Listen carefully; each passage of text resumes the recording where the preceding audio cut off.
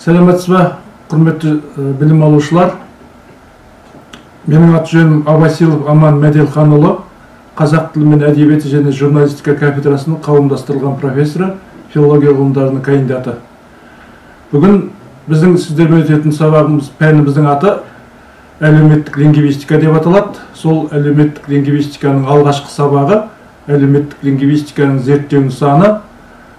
Бүгінгі алғашқы сабағымыздың тақырыбы әлеуметтік лингвистика пәні зерттеу нысаны. Құрметті білім алушылар, бұл сабақта сіздерге алдымен әлеуметтік лингвистика деген қандай ғылым, оның пәні не, және ол тілді қалай зерттейді деген екі мәселе туралы алғашқы қысқаша түсінік беріледі. Қандай да бір ғылымның объективті шындықты сипаттайтын өзіндік ұғымдар жиынтығы болады. Бұл оның пәні деп аталады. Мысалға, тіл білімі, лингвистика, тілдің дыбыстық жүйесін, сөздік қоры мен грамматикалық құрылысын қарастырады. Тілдің осы жүйелері, оның фонетика, лексикология және грамматика деген салаларында қарастырылып, олар өз ішінде алуан түрлі ұғым түсініктермен, оларға қатысты терминдермен түсіндірілетінін мектеп қабырғасынан белгілі. Ал әлеуметтік лингвистика пәні не? Ол тілді қалай зерттейді? Қарапайым тілмен айтқанда адамның тіліне, оны күнделікті сөйлеу дағдысына әлеуметтік ортаның көптеген әсерлері болады. Міне осыны әлеуметтік лингвистика қарастырады. Егер мұны өзіміз жете таныс жоғарыда айтып өткен дәстүрлі лингвистикамен салыстыратын болсақ, ол тілдік таңбаларды, дыбысты, сөзді, морфеманы, аффиксті, сөз тіркесін, сөйлемді, айтылым, жазылым түрлеріне, мағынасына, бір-біріне қарым-қатынасына, олардың уақыт бойында өзгеруіне талдау жасаса, әлеуметтік лингвистика сол тілдік таңбаларды адамдар жасына, жынысына, әлеуметтік жағдайына, ортасына, білім деңгейіне, мәдени ұстанымына, тағы басқаларға байланысты қалай пайдаланады? Бәрі бірдей ме? Әлде әртүрлі қолдана ма дегенге баса назар аударады.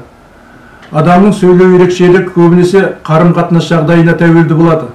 Әрбір жағдаятта адам әртүрлі сөйлейді. Бірде әңгімелесушімен тең жағдайда сөйлессе, енді бірде одан өзін жоғары ұстап, одан басым болады. Кейде оған тәуелді болуы да мүмкін.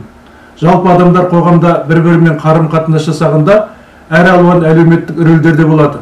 Мысалы, әке, бала, күйеу, әйел, бастық, қызметкер, не жұмысшы, сатушы, сатып алушы, дәрігер, емдеруші, мұғалім, оқушы, оқытушы, студент, тағы басқа әлеуметтік рөлдерді ойнайды. Осындай әлеуметтік рөл түрлері адамның сөйлеу мен сөз саптау дағдысының ерекшелігін танытады. Айталық, бала әкесімен құрдасындай сөйлеспейді. Сондай-ақ студент пен оқушының, дәрігер мен емдерушінің, бастық пен бағыныштының сөз саптаулары қалалық көліктегі таныс не бейтаныс адамдардың сөйлеуіндей болмайды. Осы айтылғандарды көріп отырғандай, әлеуметтік лингвистика өз назарын тілге, тілдің ішкі құрылысына емес, оның қоғамда қалай қолданатынына назар аударады. Осыған байланысты оған әсер ететін факторлар сөйлеушілердің әр алуан сипаттамаларынан бастап, жасы, жынысы, білімі, кәсібі, ортасы, тағы басқа нақты сөйлеу ерекшелігіне дейін есепке алынады. Әлеуметтік лингвистика тілді дұрыс сөйлеп, дұрыс қолданушылармен емес, өз сөйлеулерінде қоғамда, тілдік ортада қалыптасқан тілдік норманы бұзатын, қателесетін, бірнеше тілдік стильдерді, немесе бірнеше тілдің элементтерін араластыратын нақтылы адамдардың санын айтады. Тілді қолданудағы осындай барлық ерекшеліктерді білу, оларды талдап түсіндіру, болу себептерін анықтау, елдегі түрлі тілдерді дамыту жұмыстары үшін, тіл саясатының бағытын анықтау үшін маңызды мәселе болып табылады. Сонымен лекциядағы бірінші мәселені қорытындылай айтсақ, әлеуметтік лингвистиканың зерттеу нысаны тілдің қоғамдағы қызмет етуін зерттеу болып табылады. Ол жоғарыда айтқанымыздай тілдің ішкі құрылысы мен құрылымын, жүйесін жалпы мәлімет ретінде қабылдағанмен, оны арнайы қарастырмайды. Ондағы тілдік норманың бұзылуы мен оған әсер етуші субъективті, объективті факторларды назарға алады. Әлеуметтік лингвистика тілді қоғамда саналы түрде дамытудың тетігін жасаумен айналысады. Елдің, мемлекеттің өзіндік ішкі құрылысын, тілдік құрылысын сипаттап, оны жоспарлау мен реттеудің ғылыми негіздерін жасауға ұсыныстар әзірлейді. Енді лекциядағы екінші мәселеге келейік. Әлемдік тілдік тәжірибеге назар аударсақ, дүниеде бір тіл емес, екі немесе одан да көп тілдер қолданатын қоғамдар, мемлекеттер, қауымдастықтар, әртүрлі аймақтар бар екенін көреміз. Ал осындай 2-3 одан да көп тіл қызмет ететін қоғамдағы әлеуметтік лингвистиканың саны қандай? Мұндай жағдайда әлеуметтік лингвистика бірнеше тілдердің өзара қарым-қатынаста қызмет ету тетігін зерттейді. Олар әлеуметтік өмірдің қандай салаларында қолданылады, қандай тіл басымдылық танытады, қай тіл негізгі қатынастағы мемлекеттік немесе ресми тіл болып табылады.